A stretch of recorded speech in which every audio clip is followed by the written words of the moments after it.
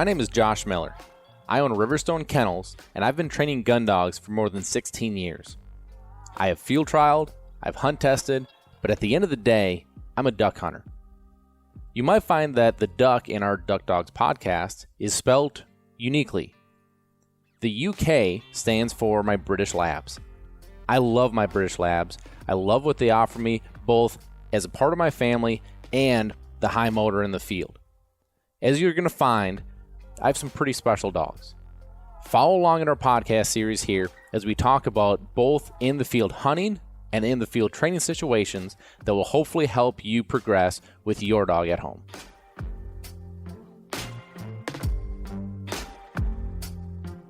Another big thank you to Eukanuba. If you guys have not checked out the Eukanuba, specifically the Premium Performance Sport 3020, that's what I have my dogs on. I love it, and I highly suggest you guys go check that out. And this podcast doesn't get brought to you without them. So another big thank you to Eukanuba. Also to Lucky Duck. If you guys have not checked out the new Lucky Duck crate, I shouldn't say new, it's not really new anymore. But I've used all the crates out there. I love this crate. I think it's the best on the market between 5-star crash test rated, supreme safety, easy to move. There are just too many great things about it. So go check that out if you guys are looking for a safe way to transport and keep your dog safe while traveling. The Lucky Duck crate. Well, you guys, kind of back at home. I think I told you guys that last episode here, and it is negative 30 degrees outside. I said negative 30 degrees. That's with wind chill, but still stuck inside, which means I have more time to do this kind of stuff. But yeah, a little chilly. Just kind of a quick little thing. I'm sitting here. I'm drinking, this is not a sponsor of this show, but I'm drinking my Mountain Ops. And for those of you waterfowlers out there, I kind of had a self-goal this year. So end of last year, I was probably in some of the worst shape physically that I had ever been in. I was a college athlete and worked out every single day and was at peak performance. And you guys know how the waterfowl season goes. It's drive and scout, then sit and hunt, drive and scout, sit and hunt. And it's so easy to eat really, really poor. I know not this season, 2 seasons ago, man, I ate out and ate fast food probably more than I have my entire life. And I'm pretty proud of myself. This year I did a much better job at it. I worked out every day. I'm a big Peloton guy. Love my Peloton. Again, none of these are sponsored of the show, but but I love it. Love getting my workouts in. I probably Peloton anywhere from 30 to 60 minutes a day, and then do some kind of workout, whether it's core, upper body, lower body. I have a circuit routine that I usually go through and do. And these Mountain Op supplements, I think, were a pretty big reason why I was able to stay focused on my health as I go through the hunting season. So for those of you waterfowlers out there, you know how much of a grind and how difficult it can be, especially when you're hitting it hard. So when you do it from September through the end of January, yeah, it can take a toll on your body. So anyone looking for anything out there, I would highly suggest it. It's great stuff. I love it. So go check that out. But be healthy. I'm really big on this self motivation and bettering myself kind of thing. And so really putting a priority on my health and my physical health, with that. And I feel great. I love it. So, so aside from that little tidbit, one thing that I've been doing here, it seems like pretty frequently since I've been home, is I've been asked to be in a number of interviews, whether that's, Instagram lives, whether that's other podcast interviews, whether it's radio interviews. Did one for ESPN here last week. And one thing that kind of comes up once in a while on these interviews, which is kind of fun for me, is I normally get asked questions that I'm not prepared for. And a lot of these that went on these last couple of weeks were no different. Sometimes people think that I get a list of questions and can prep for them going into those, and I'd love that because sometimes I'm asked questions that my response is maybe not going to be as politically correct as it should be. Maybe is going to be a little more blunt than what people like. But if you ask me a question, you're going to get an honest answer. So one question that came up, I wanted to share with you guys because it was one of those I wasn't prepared for, and what came out was something that I don't believe I had ever said before, but I really, really liked it. And sometimes I surprise myself like that. So I'm going to go over what this was. And I've been reflecting on this, and I've really been thinking about this, and so I want to go over and kind of go through what I've been thinking about, why I've been thinking about it as we go through this. So before I go into that, thank you to Sitka, another partner of this show. Sitka products, I said -30. Dave is still out training. I'm still out training. Very minimal, short sessions this time of year.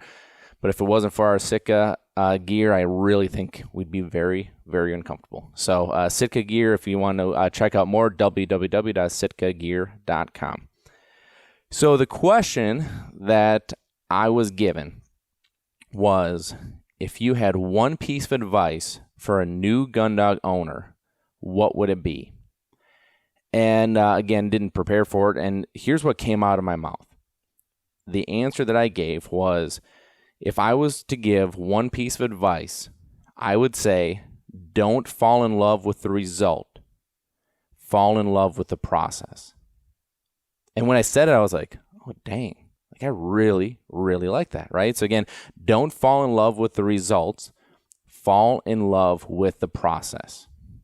And here's why I love that so much. I'm going to break this down a little bit. The first aspect I want to look at is training. Because that's the easy one, right? Like, we look at training, and the reason I say it's so important to fall in love with the process is because everybody looks at the results. We live in this, what I call this Amazon world, right? Like, we have been conditioned that most anything that we want, we can, in a click of a button, and a couple days later, have whatever it is that we want at our doorstep. I guess our last partner of the show, this is a great place to answer this. Gundog Supply does a great job with this. Any training needs that you need, click, boom, right to your door. They are fantastic, gundogsupply.com. But, when I look at this and I go, this is not dogs in general, right? Like, dogs do not have this, this easy button or this, overnight, kind of mentality. And so you have to fall in love with the process. And too often, I obviously talk with people every day about their dogs, about their training, about what their goals and aspirations are. But way too often, people are looking at that finish line going, that's where I need to be. That's where I need to be. I just spoke with a guy this morning, and I actually ended up talking about this same thing. But, he has a 6-month-old puppy, and he was wondering how he could stretch this dog out to do 300-yard plus marks, that he wanted this dog to sharpen up whistle sit and all this stuff. And I'm like, oh my gosh, man, like, this puppy's 6 months old, right? Like, you're asking this dog to put into kid terms, you're asking this dog to go take the ACT, when he's still trying to color inside the lines in kindergarten, right? You need to fall in love with the process. You'll get there, but it's not now. And there's a lot of prerequisites you need to go through and do very, very well if you ever want that end result. And I think way too often, even with our finished dogs, when we get done with our finishing work, that doesn't mean the job is done. That doesn't mean that dog is a robot from there forward. That doesn't mean the results that we have today will be there tomorrow, next month, next year.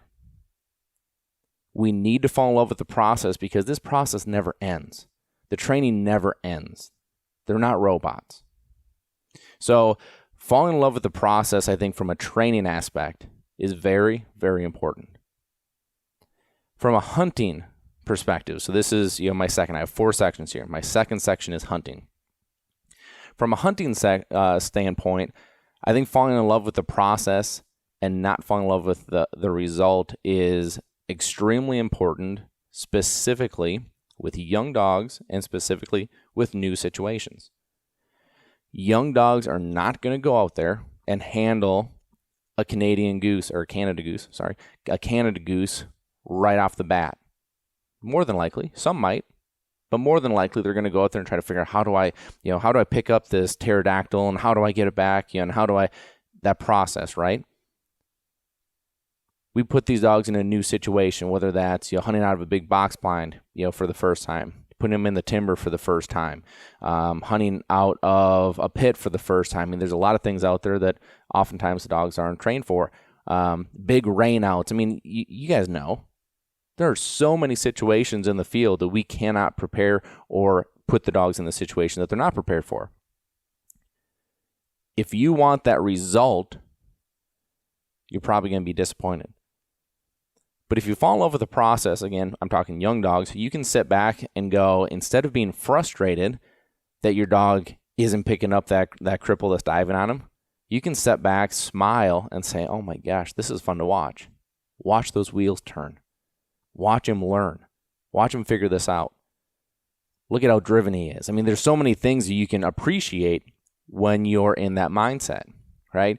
So, hunting-wise, I think is really, really important. And then the result side of things, I've said this before, I think on this podcast, if I haven't, it's a big thing I believe, is that especially if you hunt a lot, hunting season will inevitably unravel some of your training. So for those of you guys that know me, you know that I have an extremely high standard of where I want my dogs from a training aspect, training level wise. I know that over the course of September, October, November, December, January, some of that is going to unravel. Okay, some of that unravels because of situations that come up that they become successful in. They kind of start fighting me on. Sometimes it's because of things outside my control. But you're gonna see your train unravel to an extent, right? Maybe they're not as sharp on their whistle because they've been marking all these birds and they don't want to stop. They want to mark. They want to pick something up. There's a lot that can go on. But if you're so focused on keeping that result, again, you're not in love with the process. Because all my dogs, I think the last episode here I went over what I do to kind of end the season, and I evaluate everybody and I say this is what I need to tackle first and this is what I need to sharpen back up on. All my dogs have that. I think I'm very critical that way, and so all my dogs have stuff that we're going to work on right away. We're going to sharpen it back up, and we're going to get ready for test season. Speaking of test season, the third aspect is testing or trialing or competing in any avenue. I know there's a lot of stuff out there, right? But this is competing at any level. Is that this is where I think if you're in this game, trialing, testing. I know that there's a lot out there between agility and dock jumping and shed dog and all this stuff, right? But if you are committed to going through that process, I think this is the group that probably does a better job than anyone as far as they do love the process.